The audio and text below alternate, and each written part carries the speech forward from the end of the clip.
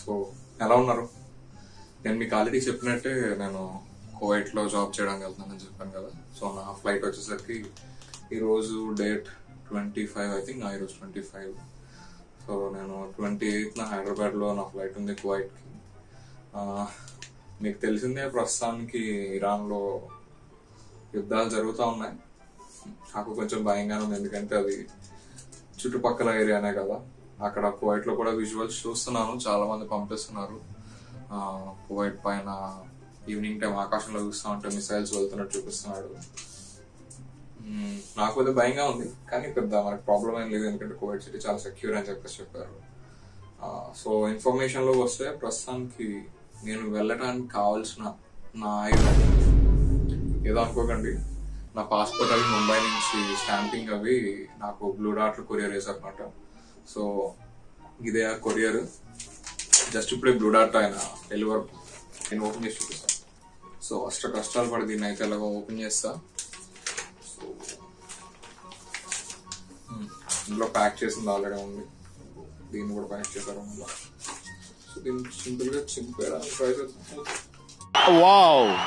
Open గానే ఉంది ఇది. ఓకే, ఇందులో యాక్చువల్లీ 2 పాస్పోర్ట్లు ఉన్నాయి. ఒకటి నాది, ఇది నా పాస్పోర్ట్ వచ్చింది. నెక్స్ట్ నా వీసా,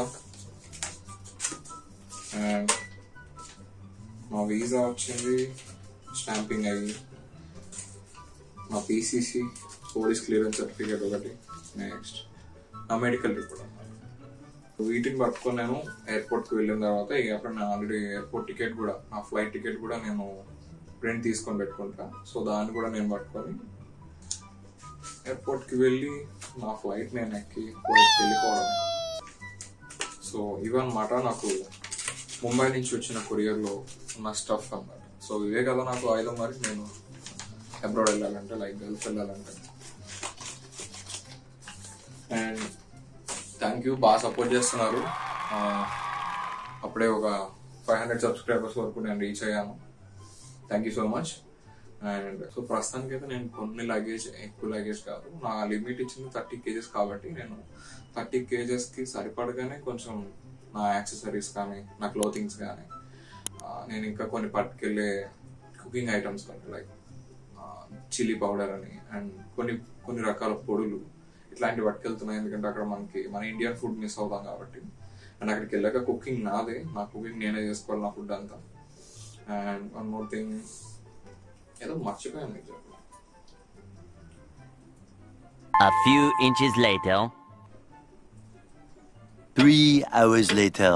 సో ఇందువదన కుందరదన మందగమన మధుర వచన. ఇక్కడ నుంచి నా జర్నీ ఫుల్ ఫ్లెక్సిబుల్ మీకు చెప్తాను. యాక్చువల్లీ ఈ యాప్లో కొంచెం ఈజీ షెడ్యూల్ ఉంటుండే, బయటకు వెళ్ళాలని షాపింగ్ కాన్సెప్ట్.